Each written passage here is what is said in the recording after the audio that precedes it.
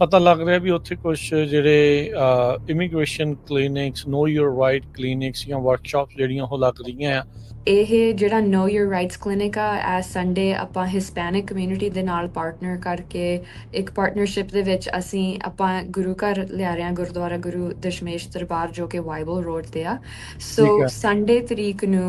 Sunday ਦਿਨ ਨੂੰ ਆਪਣੇ 11:30 ਵਜੇ ਆਪਾਂ ਇਹ ਵਰਕਸ਼ਾਪ ਸ਼ੁਰੂ ਕਰਾਂਗੇ, ਜਿੱਥੇ 7 ਤੋਂ 8 ਜਿਹੜੇ ਪ੍ਰੋਫੈਸ਼ਨਲ ਆਪਣੇ ਲੋਕਲ ਅਟਰਨੀਜ਼ ਨੇ ਫ੍ਰੀ ਲੀਗਲ ਐਡਵਾਈਸ ਦੇਣਗੇ।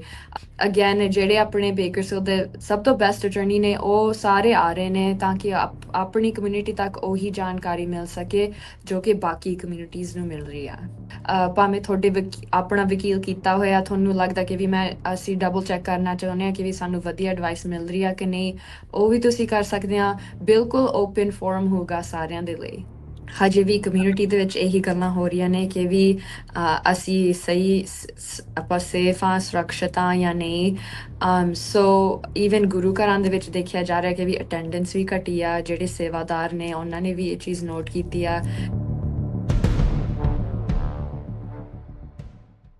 ਪੰਜਾਬੀ ਰੇਡੀਓ USA ਸੁਣ ਰਹੇ ਸਾਰੇ ਸਰੋਤਿਆਂ ਨੂੰ ਬਹੁਤ ਹੀ ਪਿਆਰ, ਸਤਿਕਾਰ, ਨਿੱਘੀ ਜਿਹੀ ਸਤਿ ਸ੍ਰੀ ਅਕਾਲ। ਦੇਖ ਰਹੇ ਸਾਰੇ ਦਰਸ਼ਕਾਂ ਨੂੰ ਜੀ ਆਇਆਂ ਨੂੰ ਆਖਦੇ ਹਾਂ।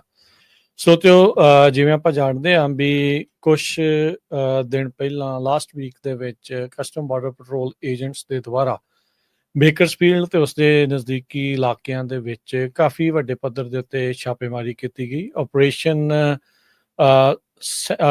ਰਿਟਰਨ ਟੂ ਸੈਂਡਰ ਕਰਕੇ ਜਿਹੜਾ ਉਹਨਾਂ ਦੇ ਦੁਆਰਾ ਚਲਾਇਆ ਗਿਆ, ਜਿਸ ਤੋਂ ਬਾਅਦ ਦੇ ਵਿੱਚ ਉਹਨਾਂ ਨੇ ਦੱਸਿਆ ਸੀਗਾ ਵੀ ਅਸੀਂ 78 ਲੋਕਾਂ ਨੂੰ ਕੁੱਲ ਗ੍ਰਿਫਤਾਰ ਕੀਤਾ। ਡਿਟੇਨ ਜਿਹੜੇ ਉਹਨਾਂ ਨੇ ਉਸ ਤੋਂ ਜ਼ਿਆਦਾ ਕੀਤੇ ਸੀ। ਉਸ ਟਾਈਮ ਵੀ ਆਪਣੇ ਨਾਲ Bakersfield city council member Manpreet Kaur ਜੁੜੇ। ਉਹਨਾਂ ਨੇ ਆਪਾਂ ਨੂੰ ਉਸ ਦੇ ਬਾਰੇ ਦੱਸਿਆ ਵੀ ਕੀ ਉੱਥੇ ਦੀ ਤਾਜ਼ਾ ਸਥਿਤੀ ਸੀ। ਅੱਜ ਇੱਕ ਵਾਰੀ ਫਿਰ ਆਪਣੇ ਨਾਲ ਉਹ ਜੁੜ ਰਹੇ ਨੇ ਤੇ ਆਪਾਂ ਨੂੰ ਕੁਝ ਹੋਰ ਅਹਿਮ ਜਾਣਕਾਰੀਆਂ ਜਿਹੜੀਆਂ ਉਹ ਸਾਂਝੀਆਂ ਕਰਨਗੇ।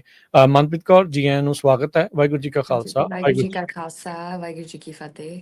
ਸੋ ਮਨਪ੍ਰੀਤ, ਸਭ ਤੋਂ ਪਹਿਲਾਂ ਜੇ ਉਸ ਆਪਰੇਸ਼ਨ ਤੋਂ ਬਾਅਦ ਦਾ ਜੇ ਤੁਸੀਂ ਦੱਸੋ ਵੀ ਜਿਹੜਾ ਕਰਨ ਕਾਊਂਟੀ ਦੇ ਵਿੱਚ ਹੋਇਆ, ਸੋ ਕਿੱਦਾਂ ਉਹਨਾਂ 3-4 ਦਿਨਾਂ ਦੇ ਵਿੱਚ ਕਿੱਦਾਂ ਦਾ ਮਾਹੌਲ ਰਿਹਾ ਤੇ ਬਾਅਦ ਦੇ ਵਿੱਚ ਕੀ ਜਿਹੜੀਆਂ ਉਹ ਚਰਚਾਵਾਂ ਜਾਂ ਗੱਲਾਂ ਜਿਹੜੀਆਂ ਉਹ ਤੁਹਾਨੂੰ ਉੱਥੇ ਸੁਣਨ ਨੂੰ, ਦੇਖਣ ਨੂੰ ਜਿਹੜੀਆਂ ਮਿਲ ਰਹੀਆਂ?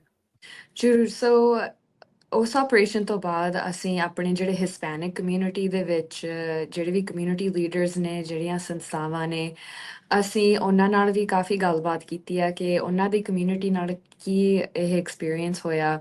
ਉਹਨਾਂ ਨੇ ਇਹ ਗੱਲ ਸਾਂਝੀ ਕੀਤੀ ਸੀ ਕਿ ਵੀ ਕੋਈ ਇਹੋ ਜਿਹਾ ਲੱਗਦਾ ਨਹੀਂ ਸੀਗਾ ਕਿ ਵੀ ਵੈਸੇ ਤਾਂ ਬਾਰਡਰ ਪੈਟਰੋਲ ਕਹਿੰਦੇ ਸੀ ਕਿ ਵੀ ਅਸੀਂ ਕ੍ਰਿਮੀਨਲਸ ਨੂੰ ਟਾਰਗੇਟ ਕਰ ਰਹੇ ਹਾਂ।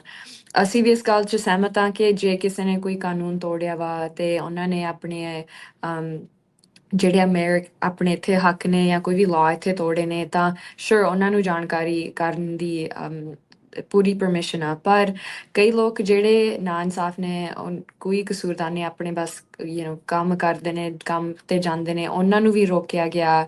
ਇੱਕ ਐਗਜ਼ਾਮਪਲ ਇੱਥੇ ਨਿਊਜ਼ ਦੇ ਵਿੱਚ ਬਹੁਤ ਸਾਂਝਾ ਕੀਤਾ ਜਾ ਰਿਹਾ ਵਾ ਤੇ ਉਹਦੇ ਤੇ ਵੀ ਕਾਫੀ ਫਾਲੋਅਪ ਆ ਕਿ ਇੱਕ US ਸਿਟੀਜ਼ਨ ਜਿਹੜਾ ਇੱਕ ਹਿਸਪੈਨਿਕ ਮੇਲ, ਉਹਦੀ ਲੈਂਡਸਕੇਪਿੰਗ ਕੰਪਨੀ ਆ ਤੇ ਉਹਨੂੰ ਰੋਕ ਕੇ ਡਿਟੇਨ ਕੀਤਾ ਗਿਆ ਕਿਉਂਕਿ ਉਹਦਾ ਇੱਕ EMPLOYEE ਜਿਹਦਾ ਕੇਸ ਚੱਲ ਰਿਹਾ ਸੀ, ਉਹ ਬਾਰਡਰ ਪੈਟਰੋਲ ਕਹਿੰਦੇ ਕਿ ਵੀ ਉਹਦੇ ਕੋਈ ਜਾਂ ਤਾਂ ਕ੍ਰਿਮੀਨਲ ਚਾਰਜਸ ਸੀਗੇ, ਪਰ ਇਹ ਜਿਹੜਾ EMPLOYEE ਸੀ, ਇਹਦਾ ਕੋਈ ਜਿਹੜਾ EMPLOYER ਸੀ ਉਹਨੂੰ ਕੋਈ ਪਤਾ ਨਹੀਂ ਸੀਗਾ ਕਿ ਵੀ ਇਹਦੇ ਕ੍ਰਿਮੀਨਲ ਕੋਈ ਚਾਰਜਸ ਹੈ ਜਾਂ ਨਹੀਂ। ਕਹਿੰਦਾ ਮੇਰੇ ਨਾਲ ਹੀ ਕੰਮ ਕਰਦਾ, ਮੈਨੂੰ ਪਤਾ ਹੋਊਗਾ। ਸੋ ਐਜ਼ ਐਨ EMPLOYER ਉਹਨੇ ਆਪਣੇ EMPLOYEE ਦੇ ਹੱਕਾਂ ਲਈ ਵੀ ਖੜਾ ਸੀਗਾ, ਪਰ ਉਹਨੂੰ ਵੀ ਫਿਰ ਡਿਟੇਨ ਕੀਤਾ ਗਿਆ।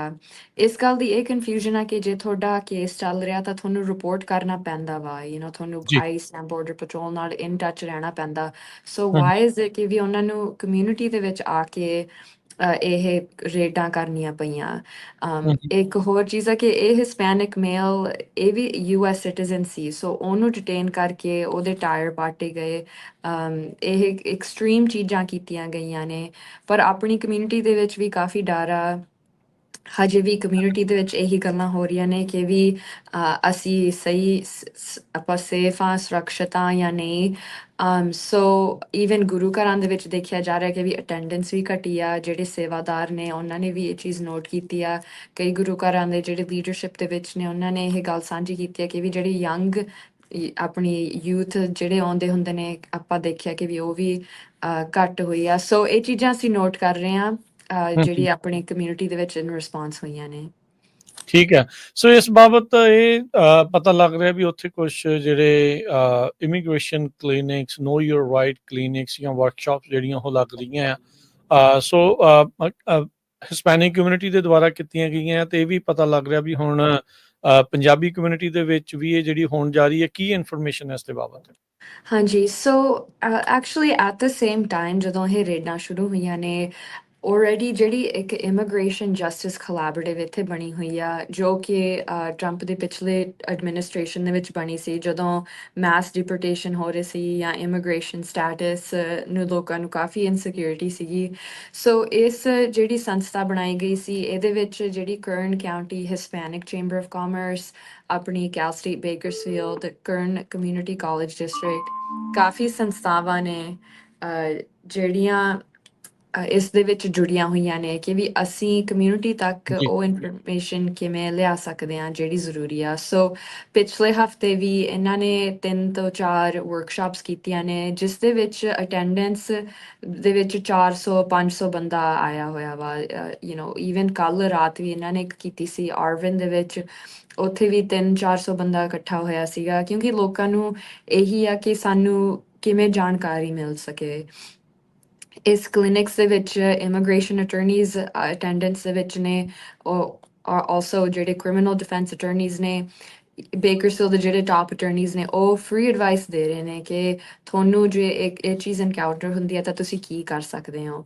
ਸੋ ਇਹ ਜਿਹੜਾ ਨੋ ਯੂਰ ਰਾਈਟਸ ਕਲੀਨਿਕ ਆ, ਐਸ ਸੰਡੇ ਆਪਾਂ ਹਿਸਪੈਨਿਕ ਕਮਿਊਨਿਟੀ ਦੇ ਨਾਲ ਪਾਰਟਨਰ ਕਰਕੇ ਇੱਕ ਪਾਰਟਨਰਸ਼ਿਪ ਦੇ ਵਿੱਚ ਆਪਾਂ ਗੁਰੂ ਘਰ ਲਿਆ ਰਹੇ ਹਾਂ, ਗੁਰਦੁਆਰਾ ਗੁਰੂ ਦਸ਼ਮੇਸ਼ ਦਰਬਾਰ, ਜੋ ਕਿ ਵਾਈਬਲ ਰੋਡ ਤੇ ਆ। ਠੀਕ ਸੋ ਹੈ। ਸੰਡੇ ਤਰੀਕ ਨੂੰ ਸੰਡੇ ਦਿਨ ਨੂੰ ਆਪਣੇ 11:30 ਵਜੇ ਆਪਾਂ ਇਹ ਵਰਕਸ਼ਾਪ ਸ਼ੁਰੂ ਕਰਾਂਗੇ, ਜਿੱਥੇ 7 ਤੋਂ 8 ਜਿਹੜੇ ਪ੍ਰੋਫੈਸ਼ਨਲ ਆਪਣੇ ਲੋਕਲ ਅਟਰਨੀਜ਼ ਨੇ ਫ੍ਰੀ ਲੀਗਲ ਐਡਵਾਈਸ ਦੇਣਗੇ।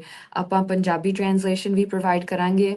ਸੋ ਕਮਿਊਨਿਟੀ ਨੂੰ ਇਹੀ ਬੇਨਤੀ ਹੈ ਕਿ ਤੁਸੀਂ ਵਿਥਆਊਟ ਕੋਈ ਵੀ ਡਰ ਤੋਂ ਬਿਨਾਂ ਤੁਸੀਂ ਆ ਕੇ ਆਪਣੇ ਕੋਈ ਵੀ ਸਵਾਲ ਪੁੱਛ ਸਕਦੇ ਹੋ ਤੁਹਾਡੇ ਕੇਸ ਰਿਲੇਟਡ, ਤੇ ਇਹ ਬਿਲਕੁਲ ਫ੍ਰੀ ਐਡਵਾਈਸ ਹੋਗੀ ਇਹਨਾਂ ਵਕੀਲਾਂ ਦੇ ਥਰੂ।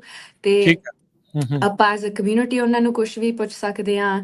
ਤੇ ਇਹ ਵੀ ਬਹੁਤ ਵਧੀਆ ਗੱਲ ਆ ਕਿ ਵੀ ਹਿਸਪੈਨਿਕ ਕਮਿਊਨਿਟੀ ਇਹ ਮੰਨਦੀ ਹੈ ਕਿ ਇਹ ਸਿਰਫ ਇਸ਼ੂ ਆਪਣੀ ਕਮਿਊਨਿਟੀ ਨੂੰ ਨਹੀਂ ਇਫੈਕਟ ਕਰਦਾ। ਅਸੀਂ ਵੀ ਪੰਜਾਬੀ ਕਮਿਊਨਿਟੀ ਦੇ ਨਾਲ ਖੜੇ ਹਾਂ ਤੇ ਸਾਡੇ ਜਿਹੜੇ ਰਿਸੋਰਸ ਨੇ ਅਸੀਂ ਤੁਹਾਡੇ ਨਾਲ ਸਾਂਝੇ ਕਰਨਾ ਚਾਹੁੰਦੇ ਹਾਂ।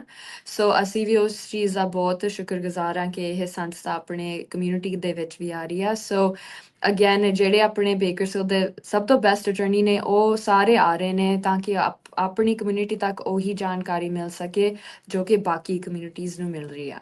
ਸੋ 19 ਜਨਵਰੀ ਨੂੰ ਗੁਰਦੁਆਰਾ ਸਾਹਿਬ ਗੁਰੂ ਦਸ਼ਮੇਸ਼ ਦਰਬਾਰ ਵਾਈਬਲ ਰੋਡ ਬੇਕਰਸਫੀਲਡ, ਉੱਥੇ ਸਵੇਰੇ 11:30 ਵਜੇ ਤੁਸੀਂ ਦੱਸਿਆ ਇਹ ਹੋਣਾ?